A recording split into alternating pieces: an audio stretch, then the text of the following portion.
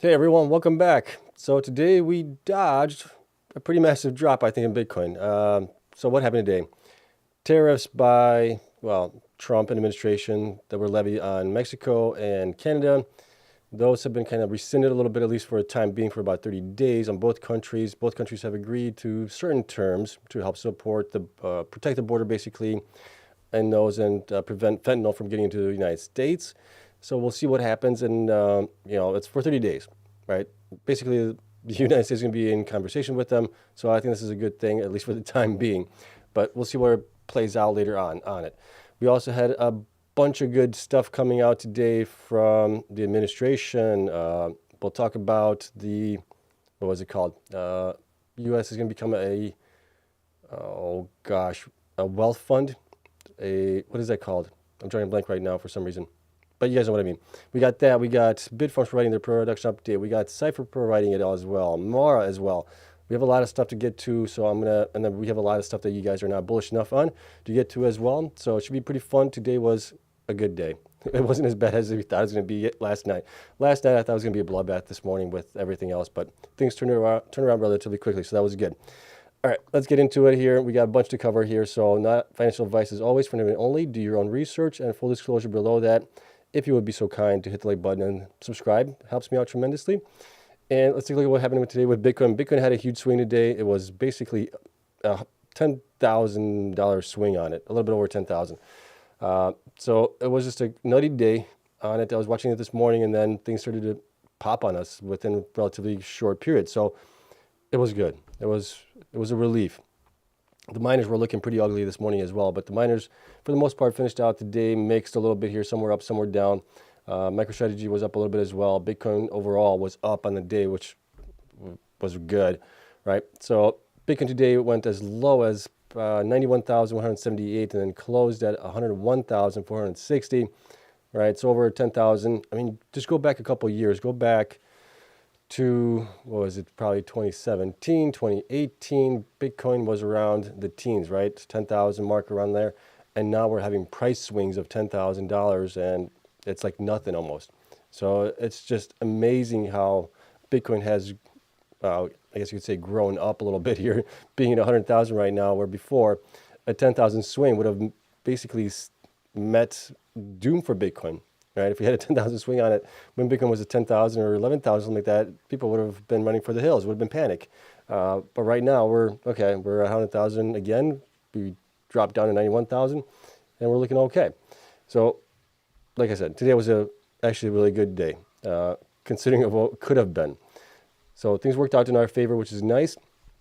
MicroStrategy, like I said, was up a little bit here, 3.67% on the day. Bitfarms was down today, 3.45%. They provided an update. We'll talk about it. I did sell a portion of Bitfarms today. I did not like the update that I saw from them.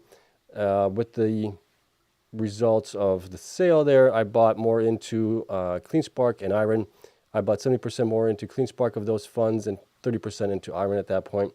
And the reason for that was I was just trying to rebalance my positions that I had there. I had a lot more cash that was basically paid into IREN than I did in Cleanspark, so I wanted to kind of even that out a little bit as far as cash-wise is concerned. Position-wise and value-wise, Cleanspark is still my biggest holding there. Okay, BitTier was down a little bit here today as well, 4%. Cipher was up a little bit, 1.57% on the day.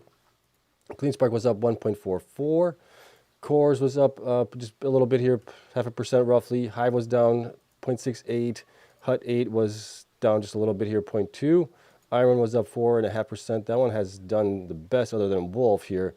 Mara was down 2.13%. We'll talk about their update as well. Riot was up just a little bit as well, 0.93%. Wolf was up 5%. So Wolf did the best out of all the miners here currently. And then some of the smaller miners were also mixed more or less. And then the ETFs were up just slightly today. And actually, DAP was actually down a little bit here on it. What else do we have here that is kind of interest here? Bitcoin dominance here right now is still at 61%. So that went up a little bit here in the new day, or it's going up in the new day, I guess. This is Tuesday. It was way up here on Monday today. It went up to as high as 64%, but it came back down a little bit here, but we're still trending in the upwards direction on that one, so that's good for us. Everything else, what do we have here? Let's see, that's short series. Kang was down a little bit. Applied was up just 3%. Trumpcoin was down another 3%. Tesla was down 5%. Galaxy was down 1.6%, and Nvidia was down 2.84 on it. So that's how things played out. Bitcoin right now for the month of February is only down 1.26%. Not too bad. It looked a lot worse yesterday. I thought we were going to be down, 7% by the third day of February here, but it definitely bounced back up. So that was nice to see. All right, next here, things that you're not bullish enough on. So breaking news on that. This is interesting, right? Dennis Porter with this Satoshi Action Fund writes this on this X post. You are not bullish enough. The states are leading. Bitcoin is winning. Couldn't agree more there. And then we have a post here from Jeff Walton. So if you look at the picture here, this was happening now. President Trump signs an executive order calling for creation of a sovereign wealth fund. So that's the word I was missing there, sovereign wealth fund. On it, right, so this guy right here on the right. Who is that gentleman right there? Well, that gentleman is Howard Lutnick, the U.S. Secretary of Commerce. Howard is also the CEO of Cantor Fitzgerald.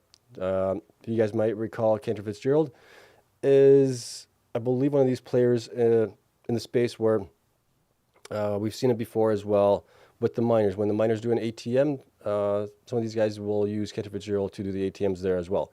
Okay. A couple of fun details about Howard and Cantor Fitzgerald. Howard owns hundreds of millions of dollars of Bitcoin, and it's going to be billions. That's a quote from him. Cantor Fitzgerald owns a 5% stake in Tether and manages Tether's treasury assets. Right, this guy is definitely a bull here in this market. Cantor is launching a $2 billion Bitcoin financing lending business that would use Bitcoin as collateral for USD loans. This is a quote from him, I guess. We will build the best platform for financing Bitcoin. We are Cantor Fitzgerald, and we will support Bitcoin. That's the guy that is running the U.S. Sovereign Wealth Fund. Buckle your seatbelts. I couldn't agree more, right? We're not bullish enough on what's happening here with Bitcoin and crypto in general, all that stuff that's happening here. And it's just another thing that's going to propel Bitcoin even further going up. Next here is, this is from Wolf Crypto. Howard Lutnick, CEO of Cantor Fitzgerald, is the new head of the United States Sovereign Wealth Fund. I have hundreds and hundreds of millions of dollars exposure to Bitcoin and will be billions. Every time Bitcoin dips, I'm going to be a buyer. So this was on Anthony Pompliano's stream there. I'm not going to play it here for you guys because it takes 2 minutes and we got other things that we need to talk about here. But he's definitely very, very bullish on Bitcoin here. That's why I say we're not bullish enough, I think, sometimes. Next here is just in Donald Trump's crypto czar, David Sachs, reportedly to hold press conference tomorrow to discuss how to secure America as a leader in the digital asset ecosystem. That's going to be interesting. That's happening tomorrow at 2:30 p.m. Eastern time. I will try and listen in on this conference. And this is also going to be with there's somebody else that's attending that. Let's see here. Crypto czar Sachs Banking Committee Chairman and Senate Banking Committee Chairman Tim Scott is also going to be joining there. Senate Agricultural Committee Chairman John Boozman. So you got all these people joining as well in that. All great things happening here for crypto and Bitcoin in general. So a lot of good things happening here. And then the next here is just in Oklahoma introduces bill to allow state employees to be paid in Bitcoin. Would you want to be paid in Bitcoin if you were employed by Oklahoma in the state? Some people probably would like to, right? Be able to do that. So this is great news. More adoption is happening here. All this stuff, like I said, we're not bullish enough on some of the stuff here that's happening here. It's just almost daily that we're seeing some kind of good news happening from Bitcoin, from the states, from even like in the United States government as well. So I'm loving all of this. I hope you guys are loving it all too. When will it transpire over to the Bitcoin miners? I think in short order, I think we should start seeing some price gains here on the miners as well, especially when they start reporting their quarterly results, which we do have Cleanspark reporting on Thursday, I believe it is. So that's going to be the first one to come out. After that, I believe we have Hive, which is going to be on the 11th of February, so next week. So things are starting to get rolling here, which is nice. All right. So that's it for the news here that we're not bullish enough on. And let's get into the updates for the miners here. And like I said, Bitfarms was a good update, but there were some concerns for me for it. That's why I sold a portion of it. I still own, I sold probably like half of my portfolio there today and bought into Cleanspark and IREN. And I'll talk about what I didn't like in here. And that's why I sold basically. So I'm still holding on quite a bit, and we'll see how they do going forward. But here's the update. So Bitfarms provides January 2025 production update and operations. And here's a couple quotes here. So CEO Ben Gagnon stated, 2025 is off to a great start. We are on track this quarter to close both our acquisitions of Stronghold Digital Mining and the strategic sale of our 200 megawatt Waiguzi Paraguay data center to Hive Digital Technology. So that's good. That's the good part of it here, that they are still on track to sell the Stronghold Digital Mining. There's been some FUD around it that might not be until like May or August of this year, but it looks like they're still on track there. These transactions transform our energy pipeline by immediately rebalancing our portfolio to North America with great assets for both HPC and Bitcoin mining. The accretive sale of Waiguzi provides meaningful capital and cost savings associated with the redeployment of miners in the United States that will be applied towards our American gigawatts per growth pipeline. So that's fine there. And then down here, this is the part that kind of concerned me here. Operationally, we grew our hash rate by 19%. So this was good here and generated to 15.2 exahash. With the energization of 2 additional sites and further miner deployments at the Stronghold sites. That was good. Miner deliveries are ongoing in February with installation scheduled through Q2. When all miners are successfully deployed, we will have 21 exahash installed across 15 sites in 4 countries. Now, here's the part that I didn't like.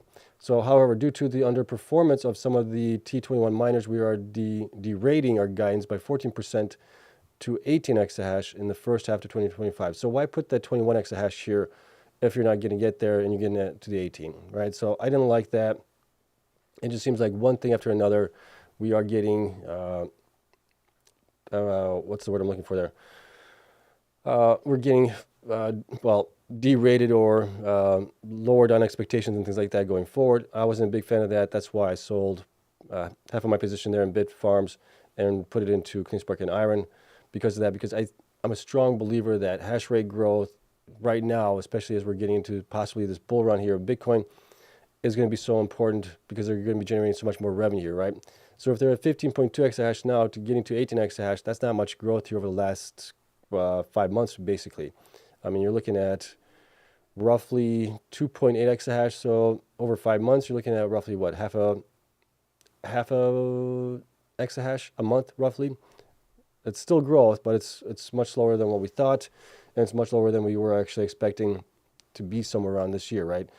My expectation was a couple months back, going back maybe 4, 5, 6 months, was that Bitfarms would get to maybe 21 exahash by the end of the year, right? This in 2024, and then have the possibility to get to 35 exahash. Well, that has all been pulled back, unfortunately.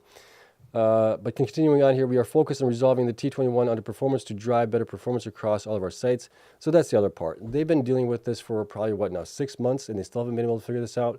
That's not a good look. That's not being able to problem solve, resolve the problems, and put in solutions into it. If you know that you got problems with it, change those things out for some better miners, whether it's the S21s or something like that, because they're not the only ones that had issues with it. It was also IREN that had issues with those. So if they're bad, return them back to Bitmain and go, hey, give us some better stuff here. Continuing on here, our energy efficiency target of 19 watts per terahash remains unchanged. Additionally, in order to accommodate potential HPC integration into our Sharon location, the construction timeline is being pushed back from 2025 to 2026, reducing our 2025 year-end energized capacity by 80 megawatts. Okay, so that's not good there either. When combined with the, as you see, our 2025 year-end energized capacity is now 675 megawatts, bank included. So those are the reasons there, right? I wish them all the best here. They had so much potential here, but they just kept stumbling over their own feet, it seems like. I wasn't a fan of that. So it is what it is. And then the SVP of Global Mining Operations, Alex Bramer, added the 19% increase in monthly hash rate to 15.2 was achieved by optimizing performance across 7 of our data centers and continued miner deployments in the PJM region. For the month of overall, our average operational hash rate only increased 1% to 11.2, largely due to frequent winter curtailment and increases in hash rate energized later in the month. Okay, so that's fine, right? If you install the machines 5 days out from the end of the month or something like that, yeah, you're not going to be able to see the huge improvement in average operational efficiency or average operational hash rate, basically. We expect to continue driving further increases in hash rate and performance through ongoing miner deployments and continued data center optimization initiatives while taking advantage of improving weather conditions as we move into the shoulder months. Okay, so basically spring and fall, right? All right. Let's see here. With the energization of Sharon site and PJM, we are now officially in the registration process for participation in economic demand response and other grid support programs offered in this deregulated market. Participation in these programs is the first step in our broader energy arbitrage strategy that we will be developing in the coming months across PJM portfolio, so that's good.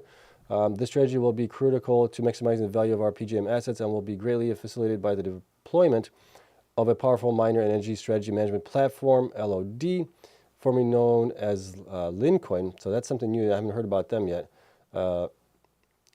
LOD platform is now deployed at every data center across our global fleet and is already driving significant improvements in operational efficiency. I'll have to do some research on this new platform that they're using there on it. So they have a lot of potential here. It's just, can they get out of their own way, I guess, and troubleshoot and fix things and get things going for them on it. So I'm still in the Bitfarms. I haven't completely sold out yet.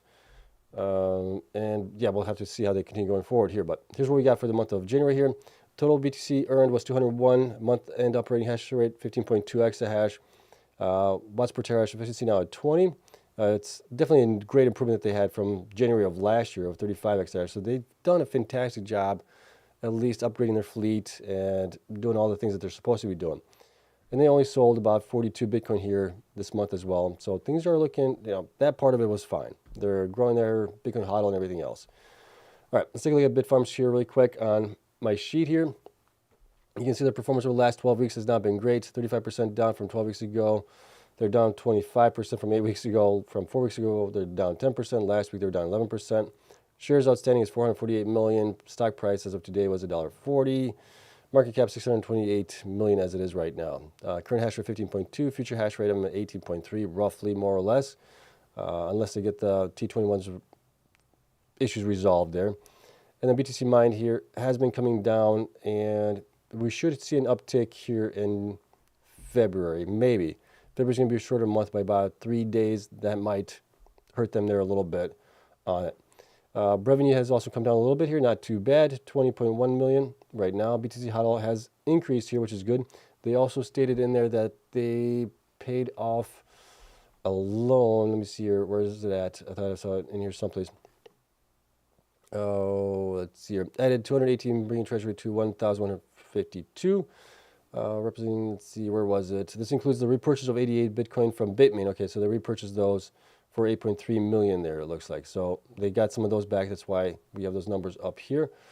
Hash rate difference, nice increase here for the month, right? Approximately 2.4 exahash installed, so that's good there. Bitcoin sold, it's actually a positive on them because they brought BTC back, bought those back. Efficiency here, 13.2 is actually not that great on this right now, based on what I'm just seeing here from some of the other miners on it. BTC sold value, they didn't sell anything. Going down here, we'll get into some of these things in a minute. Institutions and analyst ratings here updated today, 214, so there was a 2 decrease basically on it, but the shares increased to 118 million, and the percentage owned by institutions went up to 26.64. We still have the 6 strong buy ratings, 2 buy ratings, 0 holds, 0 underperforms, 0 sells. Price targets for the high stayed the same at $6. Average went down a little bit here to $4.29, and the low stayed at $3.50 here. When we look at the month of January here, I added about 1.44% in Bitcoin transaction fees for all these guys here. And for January, they were mining for about 25.87 days, down a little bit from where they were in December at 26.8 on it. So about 5 days of curtailment, basically what I could figure out on this. And the new miners that got installed here were operating for about 5 days roughly. I don't know exactly when they got installed, so I'm estimating, or guesstimating, I guess. They were operating for about 5 months. That got us to the 20.097 million, which corresponds with the average Bitcoin price here for January and what they actually mined here as well. So that all looks good here. So based on that, if we take that times 12 months here for the revenue in January times 12 months, we get about revenue of 241 here, P of 15, 50%, 403 for the price target, P of 15 for 75% net income, that's 605. They're at $1.40. I do believe that they're undervalued. They're undervalued for a reason, though. They just keep tripping over their own feet, it seems like, unfortunately, and that's a result of it. So missed targets, you know, you guys know the drill. You guys know everything else that's been going on with Bitfarms here, so I'm not going to sugarcoat it, or I'm just going to kind of gloss over it right now. But that's kind of where they're at right now. I've also updated their last quarterly results, which now includes the latest quarter for Q4 as an estimate in here, and then the current quarter that we're in right now. So even if you look backwards a little bit, they should be between 346 and 519. They're $1.40. Yes, they are undervalued right now, right? So it is what it is with them. And I think maybe with Bitcoin going up in value, and then if they can actually do the right things and move growing forward, they should do much better here. So like I said, I still own quite a few shares there with Bitfarms. Plan on holding those, and we'll see how they do going forward. All right, that's it on Bitfarms. Let's get into Cipher here really quick. And I got to take a sip of water because my throat's going to get dry. I'm talking too much on it. All right, excuse me on that. Let's see. Cipher Mining announces January 2025 operational update. Short and sweet here. I love it. Bitcoin mined 219, Bitcoin sold 471, Bitcoin held 1,091, month-end operating hash rate 13.5, which is pretty much the same that they had the prior month as well. On it, we do have a little bit of management commentary for January. And let's see here. Cipher continued to make progress at its Black Pearl site, nearing completion of the Phase 1 building, which covers more than 100,000 square feet. In addition, the company continued discussions with potential tenants and financing partners, aligning with management's vision to establish Cipher as a leader in HPC data center development. Yep. All these companies are looking to be leaders in Bitcoin mining and HPCI development. And then there's a site. The site looks great. I gotta say, it does look really good. Provided here, let's see here. Construction at Black Pearl site, each of the miner wings, 1 and 3, so I'm guessing 1, 2, and 3 here, is 1,000 feet long. That's long. And will hold approximately 13,440 mining rigs. So that's roughly, with 200 terahash miners, you're looking at, what is that? 2.2 exahash, something like that. Maybe more than that. No, 13, yeah, it'd be actually like 2.5, 2.6 exahash, something like that per wing. So 2.6, 5.2, you're looking about 8 exahash roughly here for this potentially. So that's going to be a good growth here going forward. Didn't state when they're going to be getting that energized and ready to go here, but it is progressing here nicely for them. And that's all we got for Cipher. So let's take a look at Cipher here right now. Cipher is here. So Cipher has 347 million shares outstanding as last reported. We'll get updated from them and everybody else when they report Q4 results. Market cap, 2 billion here, right? They are currently at 13 exahash, so they're actually lower than Bitfarms, right? And they actually mine a little bit less than Bitfarms, but Bitfarms is valued 1/3 of that, right? Bitfarms at 600 million, something like that, 700 million. So these guys were valued 3 times more because they've just been executing the right way, I guess you could say. Performance over the last 12 weeks hasn't been great, down 13% from 12 weeks ago, down 6.5% from 8 weeks ago, and then up 15% from 4 weeks ago. Last week they were down just a little bit on that. HODL position now is valued about 107 million here for them. 13.5 exahash is what I have them at. And you can see that their production here has come down a little bit here in January, but we're seeing that for quite a few miners as well. So that's, cold weather, curtailment happens at this time frame. They're down in revenue as well a little bit. Bitcoin HODL, now that's continuing to come down here. They've been using the HODL to pay for operations and growth, which I get. But sometimes I think maybe HODL would have been the better way to go, and maybe use the ATM a little bit or some other debt financing or something like that if you can get it. Because that's basically, what is that? That's 100. Yeah, I mean, that's basically 2,284 Bitcoin down to 1,081. You're roughly 1,000 Bitcoin down from it. That's valued at basically 100 million right there. They could have possibly added into it. They would have been, more on the value side of things. But it is what it is on it. I'm fine with that if they're using it for growth and operations and things like that. Total hash rate 13.5, same that we had the prior month. No growth here. Bitcoin sold. They sold quite a bit, like I said, 472. BTC per exahash efficiency 16.2. Pretty good there for them. On that. Going down here to institutions and analyst ratings here, that got updated today as well. 262 institutions, nice growth there. Shares went up to 119 million now owned by institutions, 34.77% as well, so that's a little bit of an increase there. We still have the 6 strong buy ratings. We have now 4 buy ratings instead of the 5 that we had here the prior month. Maybe that was my mistake or somebody else did get out of it. It was 0 holds, 0 underperforms, 0 sells. Price target still stayed at $11 for the high. The average went up a little bit to $8.43, and the low stayed at $7 here for it. For the month of January, I had them mining for approximately 27.69 days out of January here, it looks like, based on what I'm showing here at least. And then the miners that were installed last month are now operating at the same amount here. So that gets us to the 21.898 million roughly. Based on that, multiply that times 12 months, I'm in between 669 and 1004. Kind of coincides with what the analysts are looking for as well, right? A P of 20, because they should have more growth here happening in the second half of the year as well.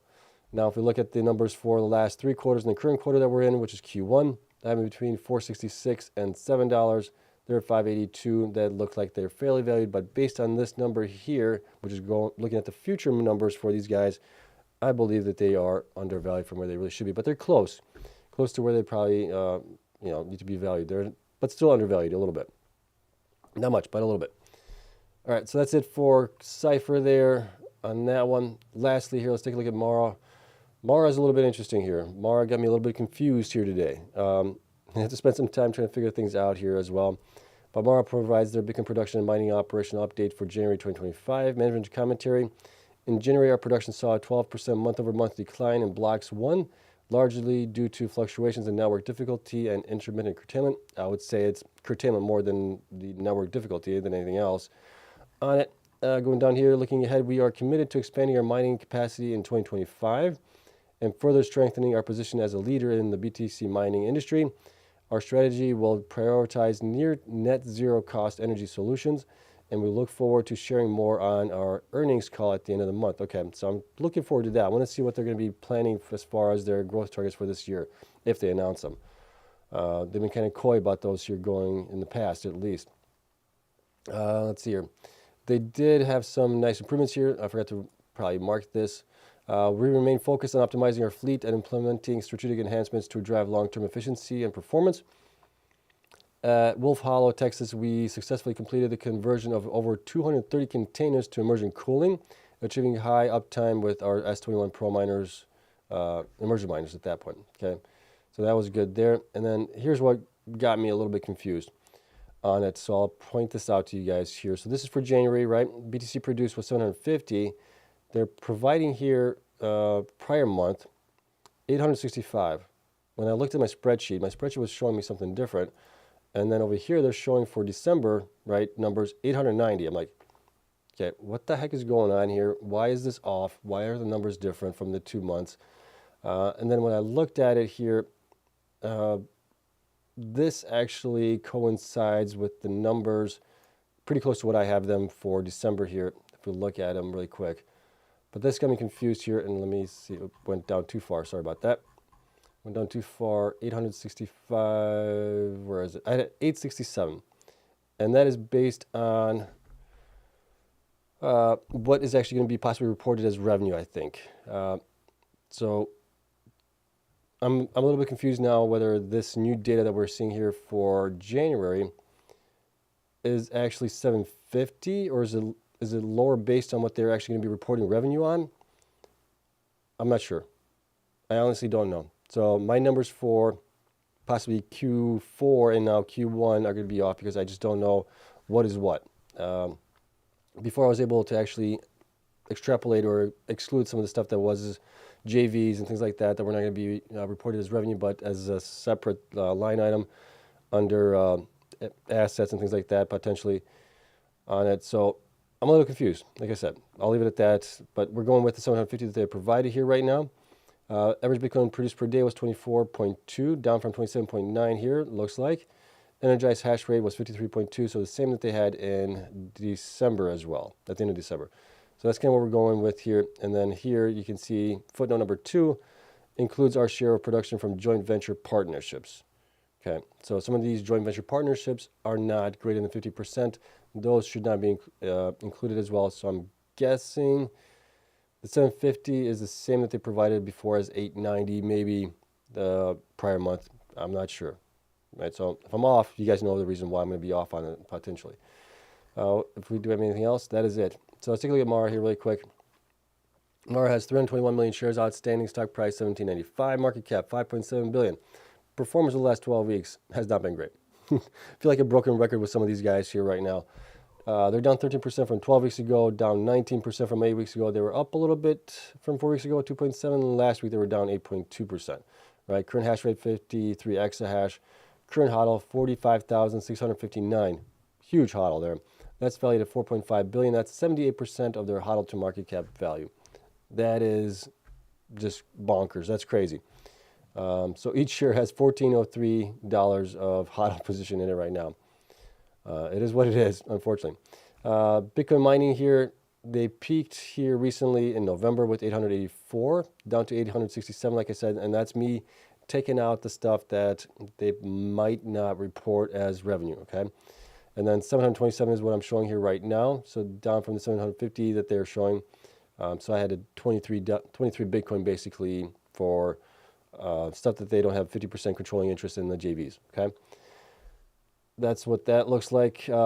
Revenue here came down also to 72.69 million roughly from 85 million. So that is quite a substantial drop here. Bitcoin HODL has continued to increase, which is good. Hash rates flat for the month here from December, but man, they've had a nice growth here over the past year. Bitcoin sold here. Looks like they actually bought like 16 based on these numbers here. BTC per exahash efficiency is down to 13.6, so it's kind of close to where Bitfarms is also. Not very good.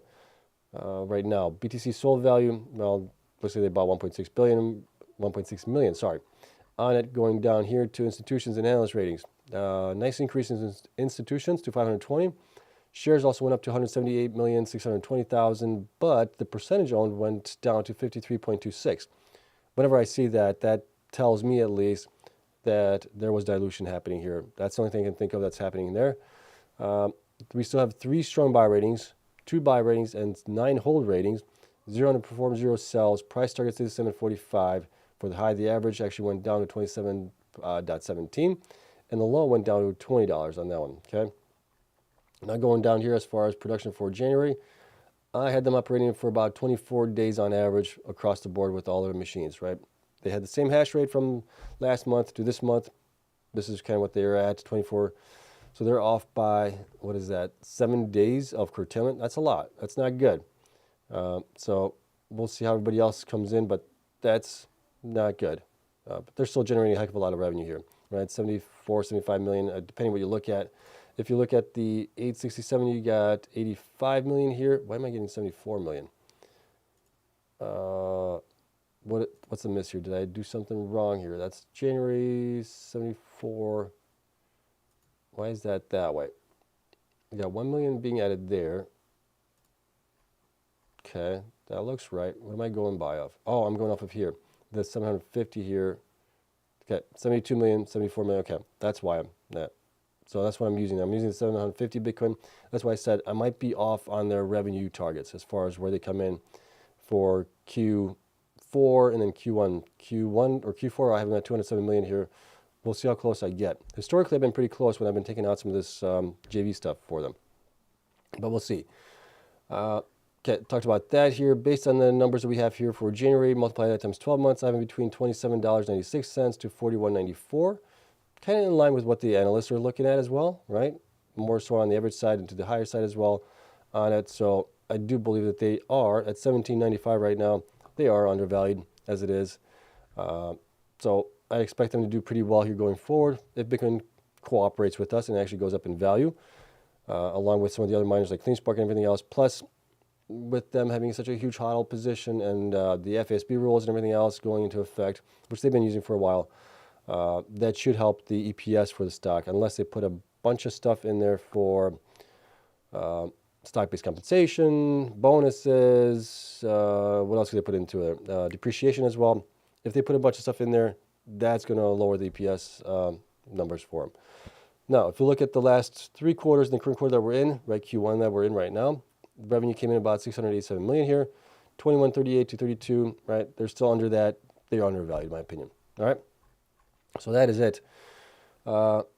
big thing for them, for Mara, is I want to see what their growth numbers are going to be.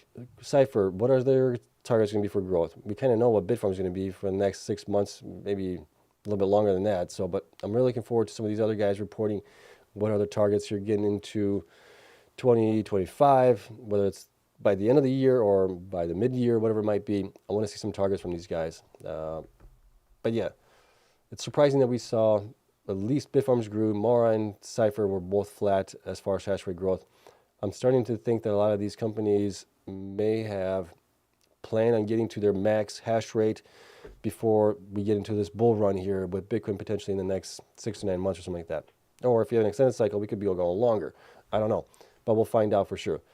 All right, that is it. Let's get into your guys' Q&A as always, and then my little sales pitch here. My dear Patreon members, love them all there. You guys are greatly helping support this channel and letting me do this stuff. So without you guys, we would not be doing it. So if you want to become if you want to become a member, it's $8 a month. You might be able to find a couple spots that are still $5 and $4 a month. The link for that is down in the description. Love you all there. Love you all here for coming in as well. But let's get into the Q&A. It was a wild day and a fun day. Could have been a lot worse than what we saw. All right. So as always, if you guys preface your questions with a Q or question mark, I'm going to roll my feed up a little bit here, see if I can find some questions. And I'm going to work my way down, trying to get all through your guys' questions here. So I see there's a lot of questions here already as it is. So bear with me. I will get through all your questions. We might be going a little long tonight. We're already at 9:36. And so by the time we get done with the questions here, it might be like 10:30 or something. So bear with me. And there's a lot of comments and questions here, so this is going to take me a while here. Bear with me. All right, what else do we have here? Okay, let's see here. Let's see if I saw the first question down here. All right. Let's see. B82 says, "Hey Seb, I bought your Bitfarms today." Yeah, I sold 8,000 shares a day. So let's see. All right. Hi Seb, do you think IREN will beat earnings on February 14th? If so, by how much? It's going to be close. Based on the numbers that I saw here, it will depend greatly on how much they put in for stock-based compensation, depreciation. If they keep those numbers low, then they should be able to squeak out a couple cents EPS, right? And as long as they have their overhead low, so it will greatly depend on it. But it's the end, no, it's not the end of the fiscal year for them. So it shouldn't be that bad. But I think they might be able to squeak out a couple, let me take a look at my numbers here. The EPS that I have for them calculated, let me see, where's it at? IREN, I have in between, actually like flat at 0 to possibly having like 17 cents EPS. Somewhere between there. I just don't know exactly where they're going to come in at. Okay. All right, let's see here. Hi Seb, question, if you had to pick between BitDeer and Mara, which one would it be? Thanks. Oh, BitDeer. BitDeer has a lot of megawatts, a lot of growth here happening, I think more so in the second half of 2025 and into 2026. HPCI potential, they're doing their own miners. Mara is also working with Auradine, right, for their miners there as well. So they're kind of in the same kind of boat, but Mara doesn't own the Auradine division yet. They might buy it out, who knows. It's been kind of quiet on Auradine as far as what they're doing with their miners and what's the hash rate going on there. So I'm not sure what's happening there either on that one. Mara has a lot bigger hodl position. That hodl position is going to be huge windfall, I think, for the stock for FSB rules, right?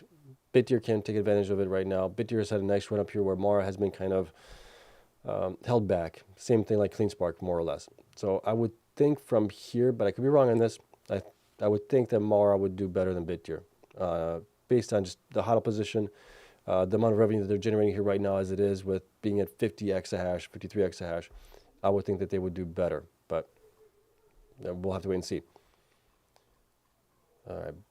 B82 has a question here. I pondered last night if the dip was a setup for Trump, Musk, others to buy BTC. Do you think any of them bought this morning? If they didn't, they're crazy. They should have been buying at that point at 91,000. Yeah, they should have been buying. I don't know if it was a setup. I believe Trump was trying to do the best, right? Trying to get Canada and Mexico to provide security for the border and prevent maybe fentanyl from getting into the United States. I think that was his motivation, more so than trying to have the markets go down and Bitcoin go down in value. I would think that was his motivation. I could be wrong on that. Let's see here. 9742. I do not trust Musk or Trump not to F it up. F up what, though? The border or Bitcoin? Yeah, I mean, let's see here. Hi, Seb. SoftBank invested $3 billion. And $3 billion in what? I wish you would provide a little bit more detail on that, or a little bit more context. Let's see. What else we got here? Okay. Brad has a question. What are your latest EPS estimates for when Cleanspark reports Thursday? This was announced after market today or late in trading day.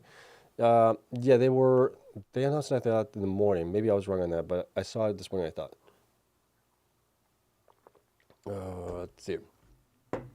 My numbers for Cleanspark, I have in between, depending how much they put in for depreciation, stock-based compensation, all that stuff, right?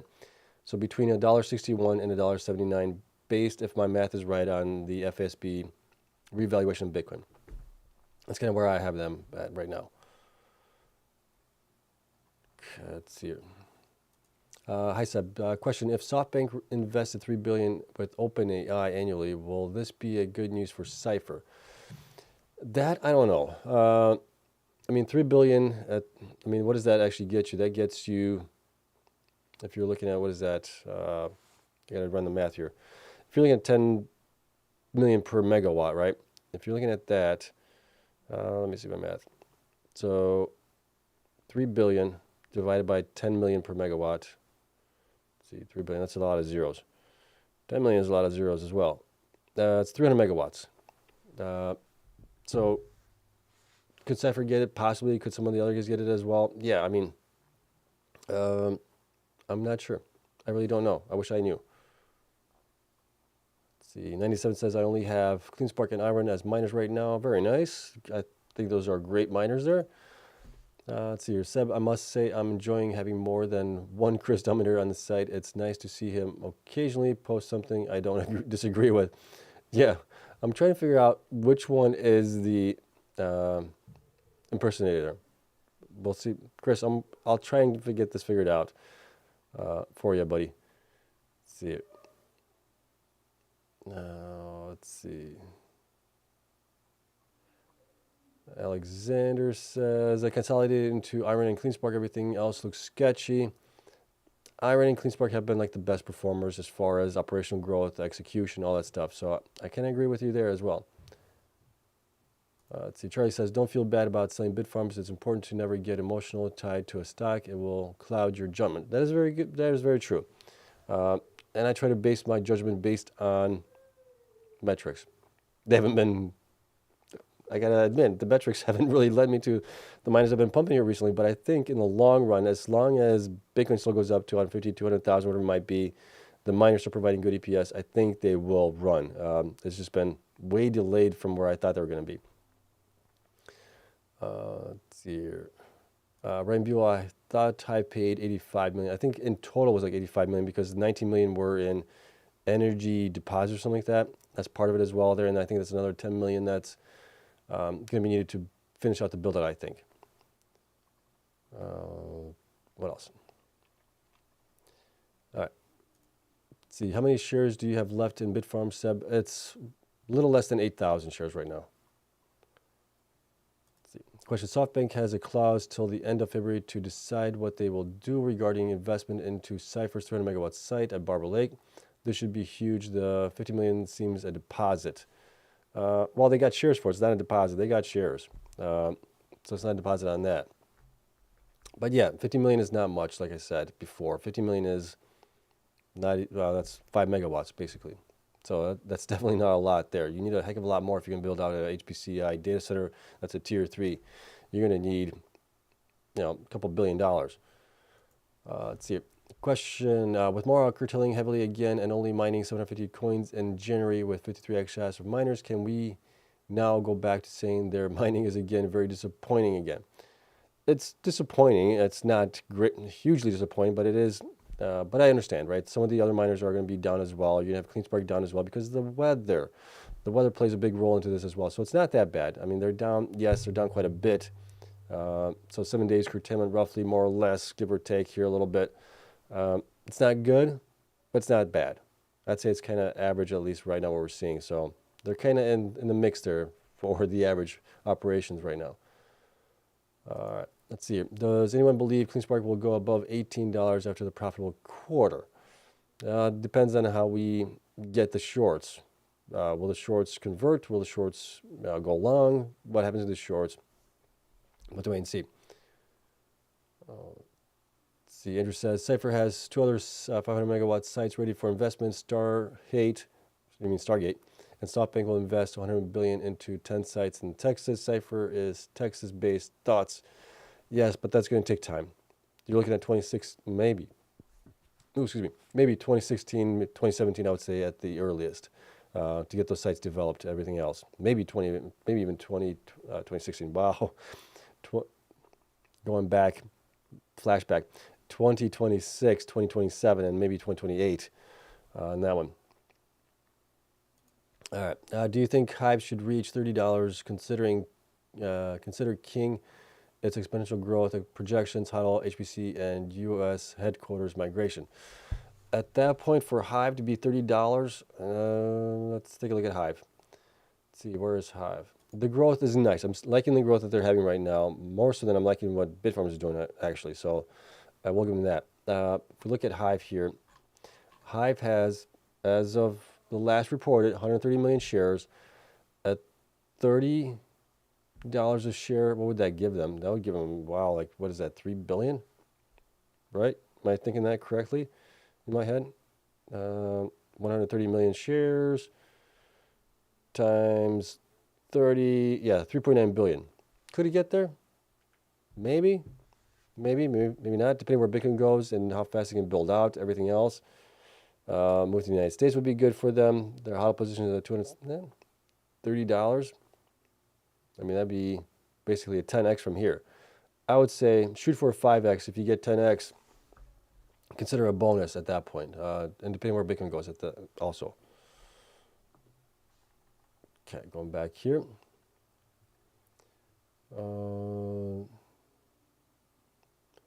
see here. Sean has a question. Hi, Seb. Will Bitfarms receive any subsidies for reclamation after they acquire SDIG, or do they need to be domiciled? That I don't know. I don't know if even SDIG is getting, how much they're getting. I don't believe it's that much that they're getting for reclamation on it. But yeah, I like what they're doing there, reclaiming the sites and everything else, making them usable again, which is nice. But I don't know. And with Bitfarms, they could become U.S. domiciled if they buy out, well, when they buy out Stronghold at that point, they could relocate their headquarters to the United States. Let's see, Gary says, who confirmed Cleanspark had a profitable quarter? I saw they were expected a loss of 5 cents per quarter a share. Yeah, that's what the analyst or whoever was providing that out there. I ran the numbers on it. If we revalue the Bitcoin that they have at the beginning of the quarter, towards the end of the quarter, and the jump in value of Bitcoin that we saw, they should get a revaluation on it, and that actually goes down to their EPS numbers. So I haven't met a positive EPS. So it might be one of those things where it's a shock to possibly. We'll see how close I get, right? I could be wrong on it. I don't think so, but I could be wrong. All right, let's see. Heinze has a question here. Hi, Seb. The fact that miners are trying their best to be as efficient as the next, but we all know the HODL, hash rate, energy to mine will be variable between the miners. Are some too big to fail? Are some too big to fail? I think this cycle is a little bit different. They're not as leveraged to debt and putting Bitcoin as a like a deposit on their loans, right?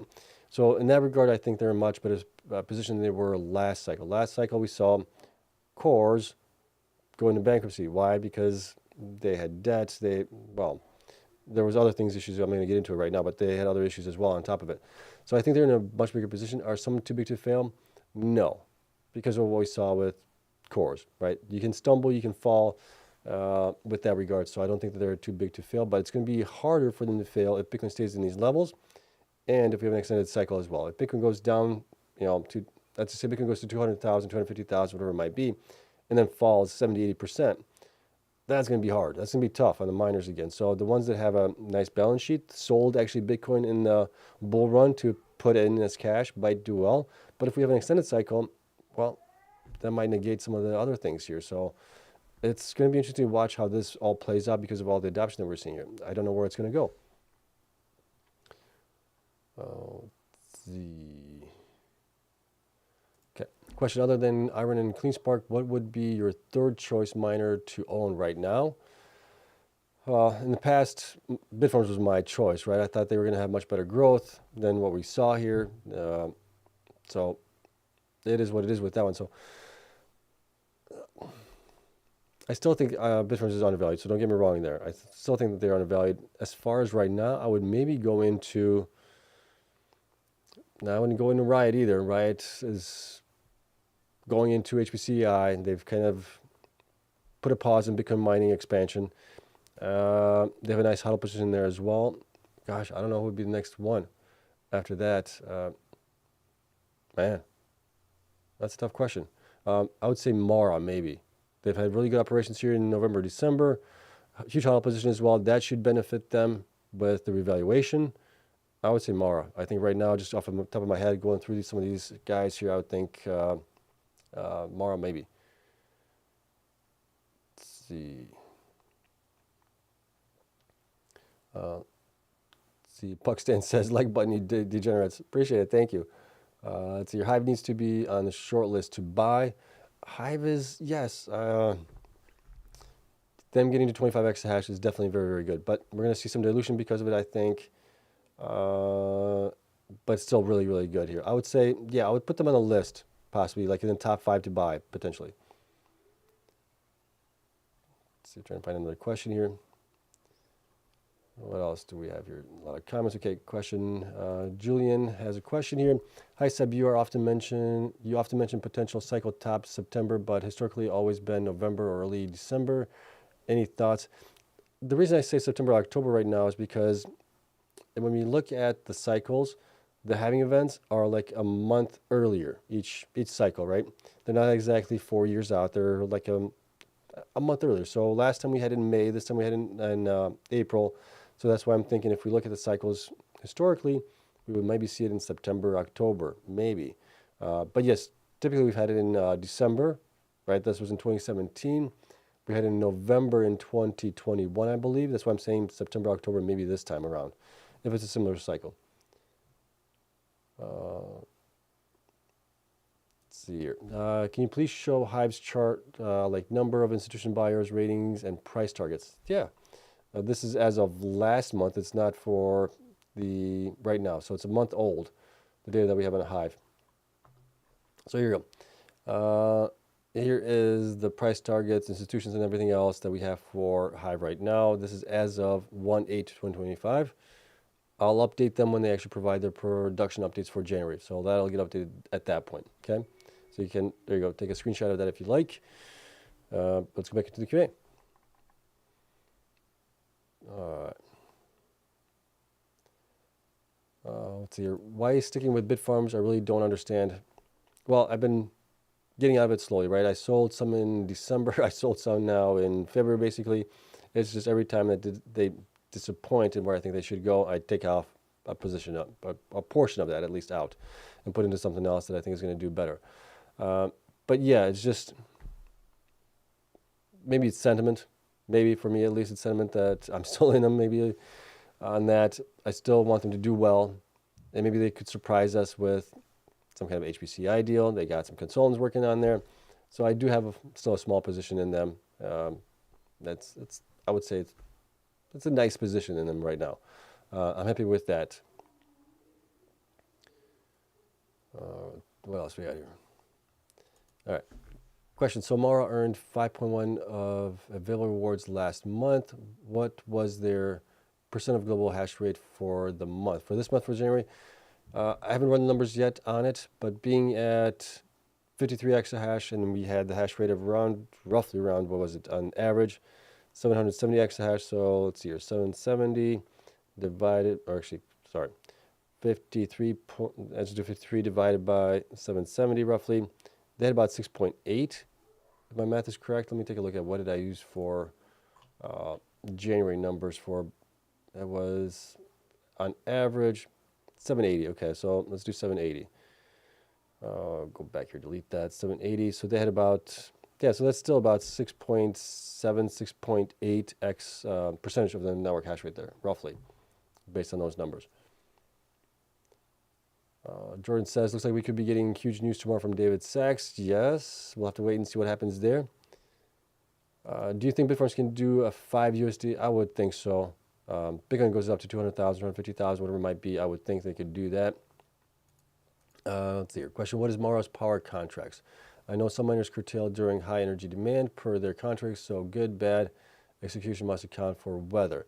I don't know what their power contracts are like. They still have, I think they're 65%, or like 55%, I think. It's 55% that own their own sites, and the other 45% or 40%, whatever it might be, is through hosting. So they really don't have control over those on it. Question, why do you think Mexico and Canada cave on Trump? 25% tariffs are huge, right? They can't really compete with the United States when it comes to our economies.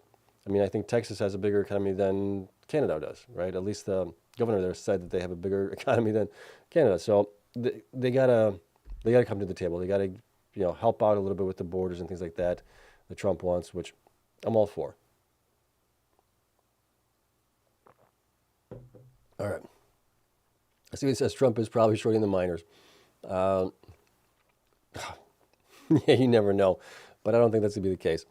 Let's see. Bevneed here. How many shares do you have left of Bitfarms, and what is your average? A little bit less than 8,000, and my average is around $1.30 some on that, so it's not too bad. $1.30, $1.40, something like that. Joel says, one world government. I hope that is never the case. Well, maybe that's the case, but it'll never be the case, I don't think. I don't think it'll ever get to that, mainly because you have so many different religions and everything else, and religions, at least historically, do not like to play along together for, it is what it is. What else do we have here? Let's see. How many megawatts does CORZ have? Bitfarms has around 7 megawatts. Do you think they could get a similar deal to CoreWeave? No. Bitfarms is right now, based on what they reported, about 600 some. CORZ is giving 700 megawatts to HPCI, but they still have like 500 megawatts for the Bitcoin mining side of things. So they have a lot more megawatts than what Bitfarms has. You out of Bitfarms completely? No. I still own close to 8,000 shares. Not exactly 8,000, but close to that. Let's see here. Have you heard of HeatBit and similar Dyson level heater purifier for your home that mines Bitcoin at 10 terahash, worth it to buy one? I have not heard it from Dyson. I've heard it from Canon has one out there. I have to look into it because I actually have a heater running right in my basement, my dungeon, whatever you want to call this little studio of mine.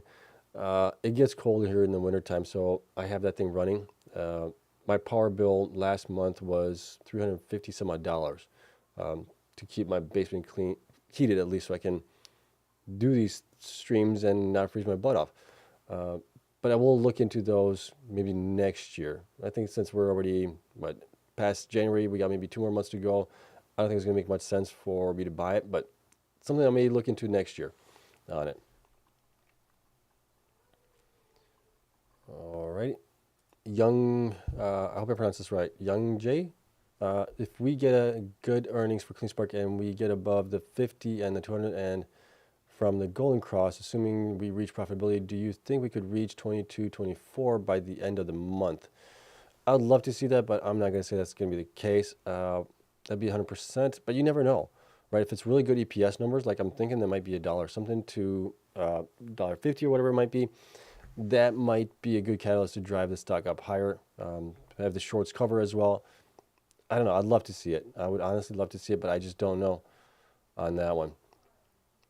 Let's see. Let's hear questions. Rumors have it Donnie Jr. is involved with DGHI. I don't even know who Donnie Jr. is. So I don't know. All right, Gary has a question here. Why do you include FSB into financials when the market doesn't include in the estimates? Would it make sense you did financials like the market does? Well, I mean, how does the market do it? Because if you look at the numbers here for the miners, they're including it in there in their EPS. So, I mean, unless that is incorrect, let's take a look at Cleanspark here. So here's Cleanspark, right? If you look at their numbers here for the last quarter or fiscal year end, which was their Q4, which was our Q3. If you look down here, where is it at? Revenues. Okay. Gain on fair value of Bitcoin C10, right? They had a negative 6 million here, whereas they actually went, so a negative is good because it decreases their expenses and everything else. But they had a positive here in Q3, which was not good. But then in Q2, they also had a negative 119 million. And if you look at their numbers here, they actually had a 75 cents here. I'm not sure why I'm getting that one because, oh, that was a quarterly. But minus depreciation net loss, they had 59 cents, 58 cents basically diluted in Q2, right? And you saw that huge, basically negative number here, which then made their numbers look better, I guess. Cost of revenues, everything else, where is it at? Income loss before income taxes was 138, right? So that helped out there. And then when it's a positive number, it actually drags their numbers down, and they had 245 million here in negative. So they're already using it in a sense, and they're using it towards their numbers down here. So you can see the difference, obviously, what happened there, right? Q3 was our Q2, which was just after the halving event as well. So I don't know. I'm not a financial, or I'm not an accountant. I'm not a business accountant or anything like that. I'm just going by what they report in their quarterly results. I could be wrong on this in my estimates. My estimates are over here for these guys, and I'm including the FSB changes in that as well to maybe get a little leverage, maybe, or at least some advantage because maybe they're not using it. But you can see here, Marathon might be even better. Mara might be 361 to 393, depending on how much they put in for depreciation, stock-based compensation, bonuses, all that other stuff for the end of the year. I just don't know exactly where that's going to be. But I'm saying on the high end, I guess this would be more on the high end, I guess, than anything else. But we'll see. We'll see how close I get to this, and then anything I can always fine-tune it going forward. But it is interesting to see where things might end up at, I guess. Okay? All right. Let's see. Okay. Genpal question. I'm holding 51,000 shares of Bitfarms. My average price $295. What would you do in my situation? Sell or hold? Yeah, you're a much higher price target or much higher average price than I was. At $295. I mean, and you got a lot. That's for sure. I would hold. Not financial advice, as always, right? Personally, I would probably hold and see if I can dollar cost average down into it just to get it down lower. So when it does pop back up to closer to my average or something like that, sell a portion of it, potentially at that point, and put into something else. But yeah, that's tough. Yeah, I wish I could help you more on that. But that's kind of what I would do. Not financial advice as always. Let's see. What else do we have here?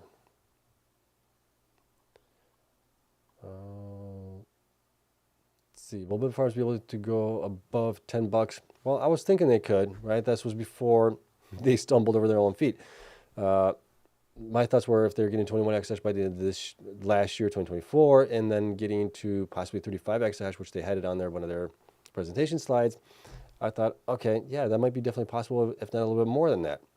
But now, 10 would be great. If they can get to 10, I think that would be great. But yeah. ME question here, Seb, when moon? I'm hoping within the next couple of weeks to a couple of months, but patience. Well, if we moon, we might not moon until like September, but if we have an extended cycle, it might take a little bit longer than that even. Let's see here. Have you ever thought Bitfarms might beat their lower expectations versus disappointment on a higher expectation?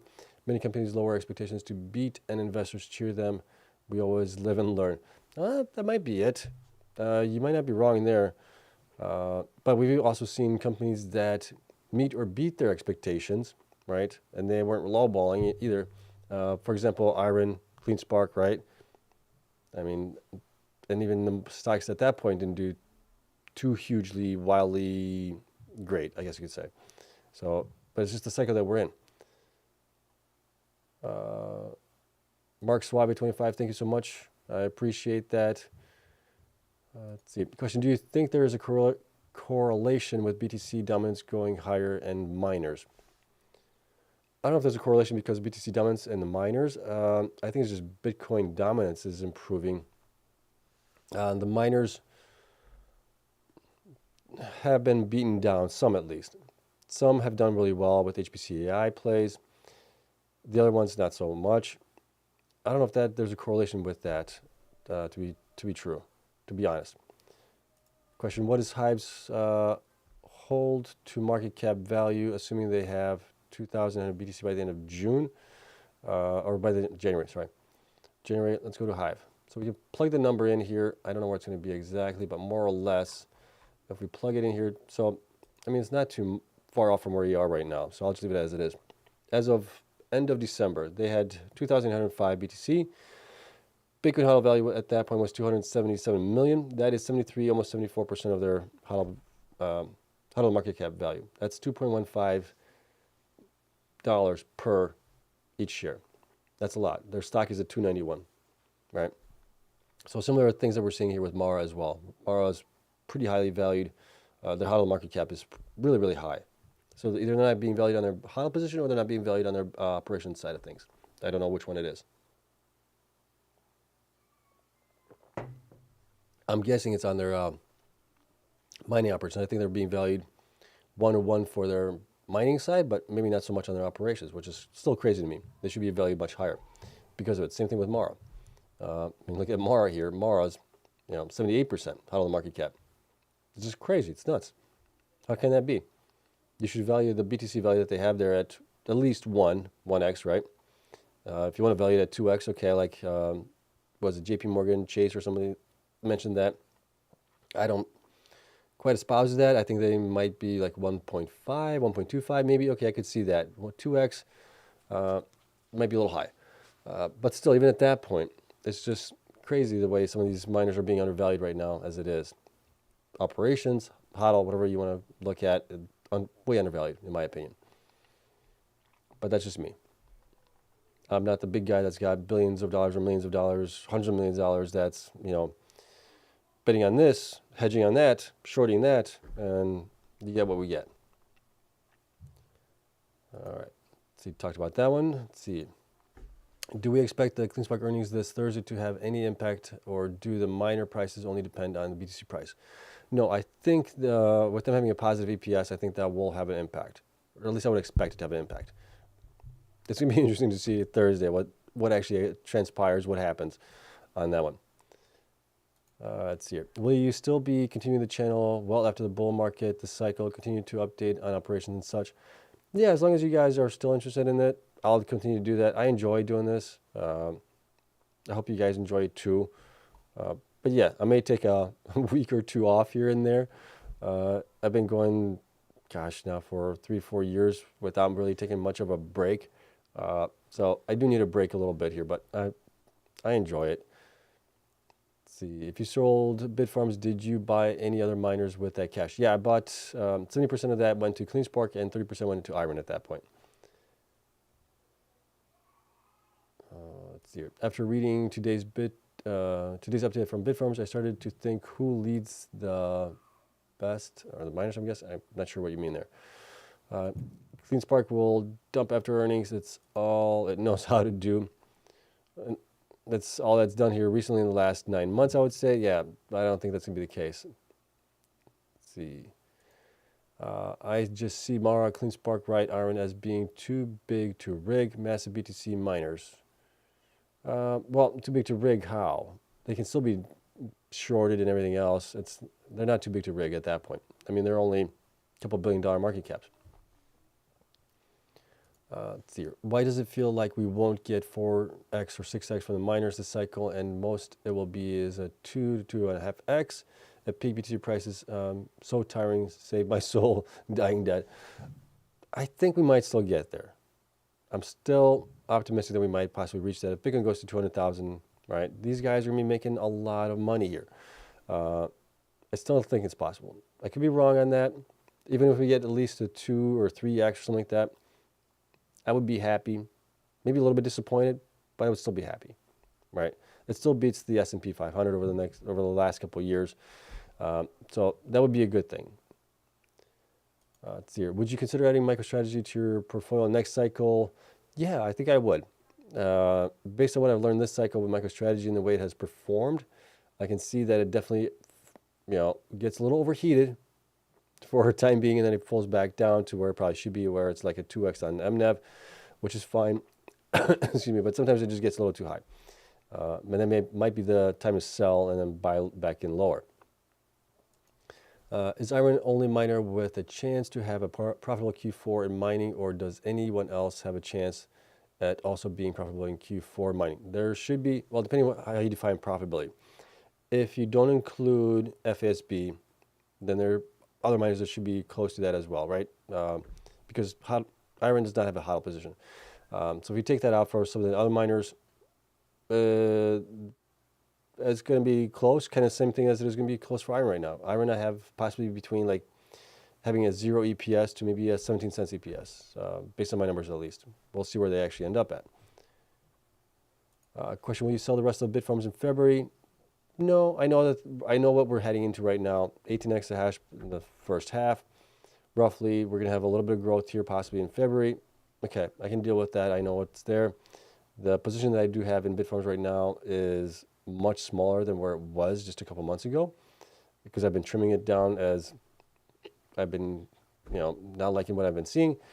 So I'm okay with it. Right now, for what I have in there, I'm okay with what I have. We'll see if they can do well, get some HPCI business maybe. We'll see. Okay. Any percentage of a chance that you will consider to hold Mara, Cleanspark, or MicroStrategy as long-term investments, or are you out this cycle? Well, that's a good question. Is it going to be a similar cycle that we had in the past, right? Where Bitcoin goes up to 200,000, 250,000 by, let's say, October, September, November, whatever it might be this year, and then it starts to fall back down like previous cycles? Or could it be that we have an extended cycle? That, I don't know. I don't think anybody knows that right now. All I know is that we have a lot of institutions getting into it. We have ETFs, states getting into it. We have countries getting into it. Everything else. I mean, there's a lot of adoption happening here with Bitcoin right now. So I don't know if we're going to have a similar cycle like we did in the past. I'm thinking we might have an extended cycle. And if we do, well, maybe you do hold on to it for a little bit longer than you would at the peak, right? What if Bitcoin continues, let's just say, hypothetically, Bitcoin goes up to 200,000 by the end of this year, right? Which would be nice, 100% gain. That would be great. And then it continues into 2026, and it goes up another, let's just say it goes up another 150,000 or something like that on top of that. So now it's at 350,000 by the end of 2026.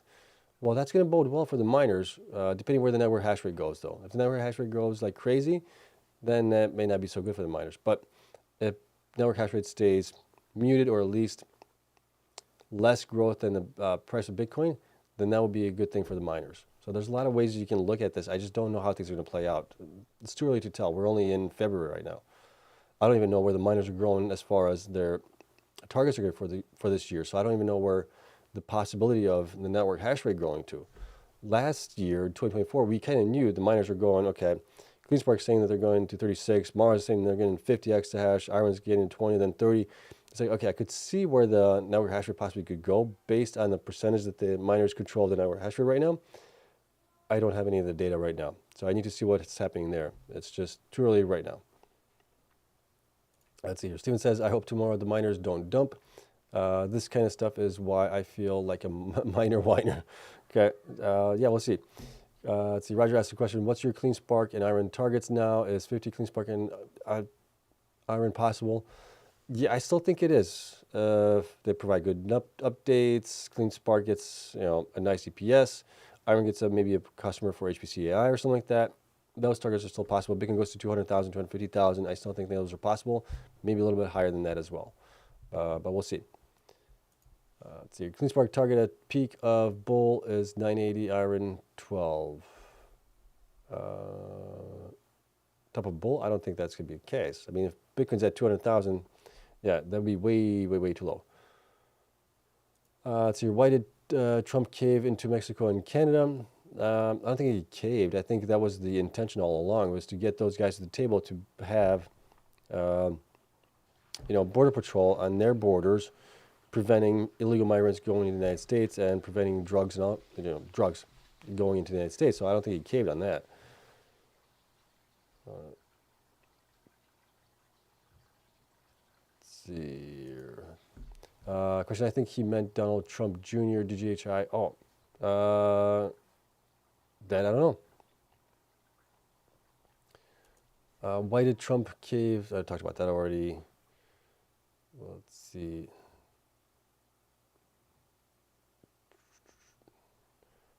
What else we have here. I'm trying to find a question here. Okay. IREN and Wolf were the first to turn around this morning. Their earnings are February 12th per their website. Will there be an update on HPCAI? Well, I'd like to see something from IREN at least say, did we move the conversations forward with the possible hyperscaler there for their other site that they have? As far as Wolf, yeah, we'll have to see if they have any kind of updates on that as well, what their plans are going forward on it. We will have to wait and see. Let's see.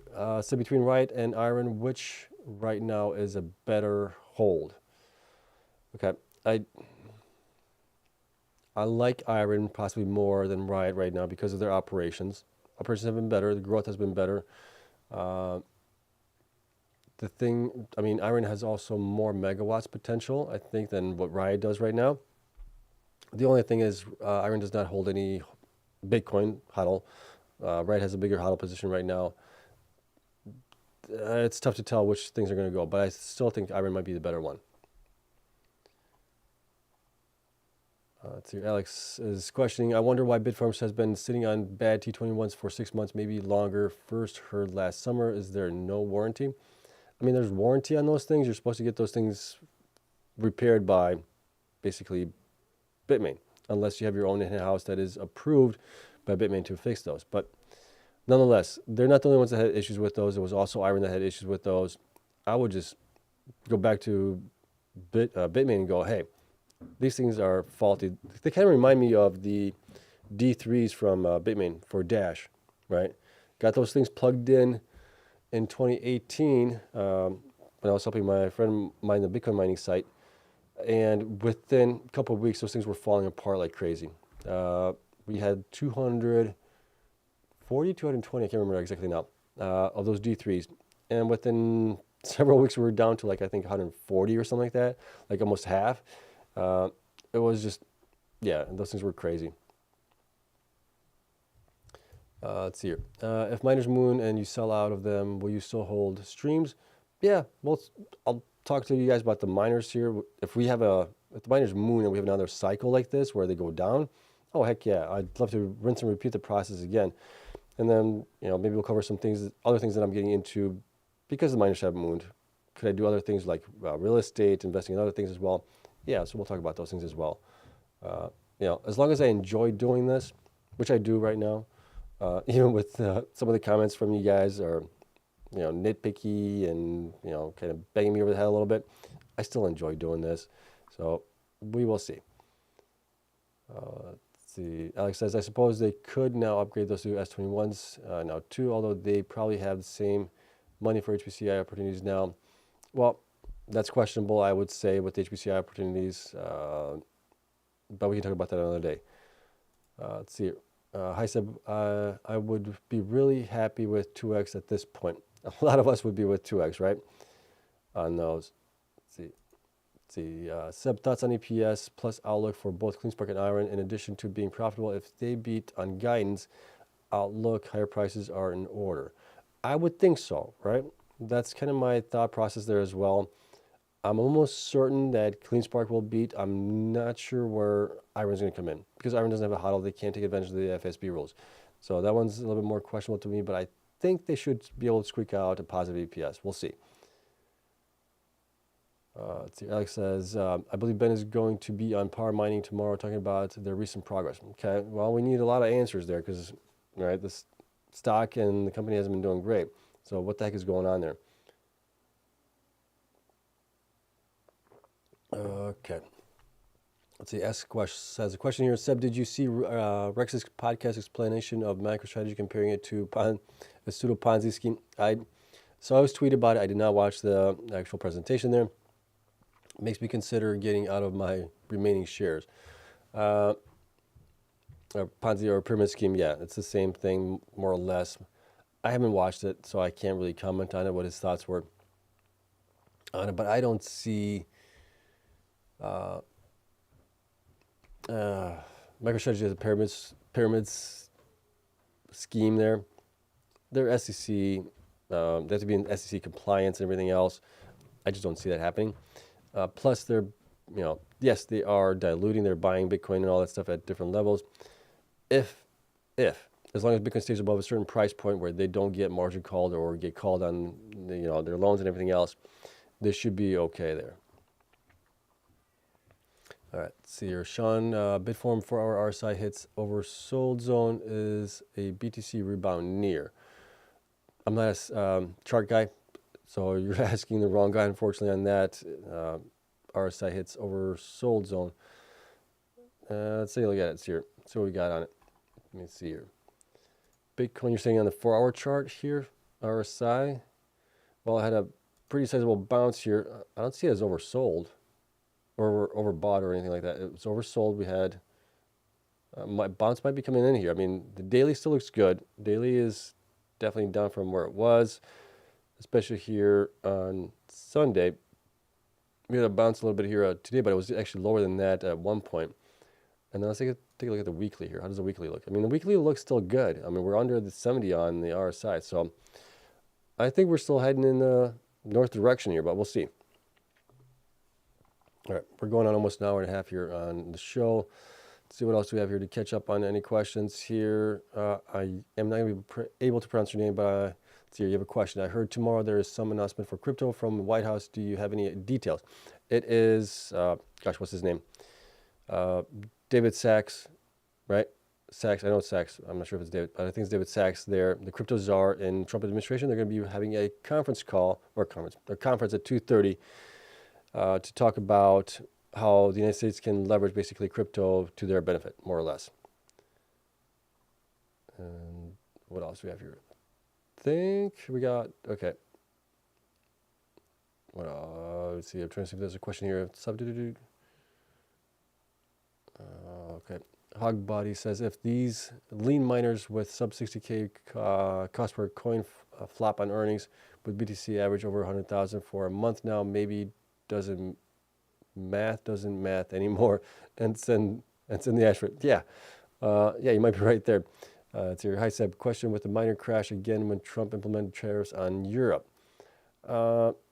Maybe not, because now we see what the purpose of the tariffs is for some type of negotiations, right? With Europe, would it be that he wants them to, up their spending on protection or defense to like 4% or something like that instead of the 2%? So it's always about something, right?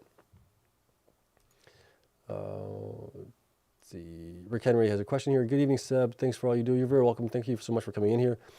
What miners do you see performing best in the third and fourth quarters? Oh gosh, 2025. I don't know.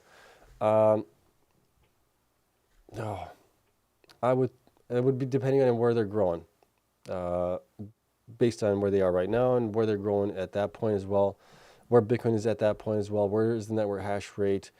There's just a lot of variables that go into it, so it's kind of tough to see where they could go. But yeah, I think IREN, Cleanspark, Mara would be the ones in their Hive as well. I would probably put in there because they got a lot of growth here. Cipher at some point as well because they're going to be growing in second half of 2025. BitDeer in there as well. Who else? Those are the ones I can think of right now off the top of my head right now. Let's see here. Neil Weston says, tell Riot to wake up. Ben Guy, thank you for your time. You're very welcome. Thank you for coming in as well. Let's see here. IFS Trades. Do you think MicroStrategy will beat earnings this Wednesday? They should if they take advantage if they take advantage of the FASB rules, they should.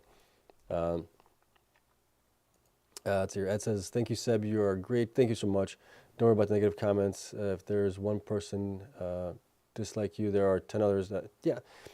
You know, and I understand. I never take the negative comments or anything like that negatively. There's people that disagree and agree, which I understand, which is fine. And I actually enjoy the negativity sometimes because it makes me think, internally it makes me think, right?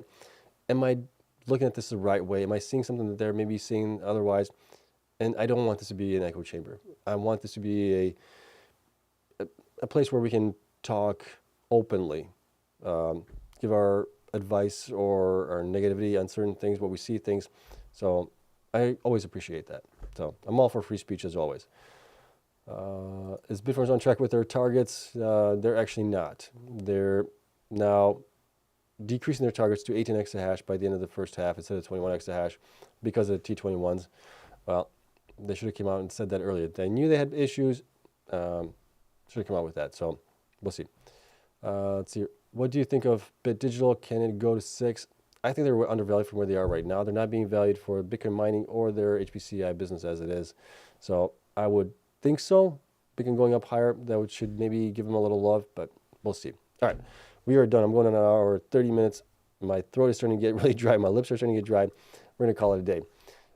Overall, what did we see today? Not a bad day. It wasn't as bad as we thought it was going to be yesterday. So that was a good sign there. Let's see.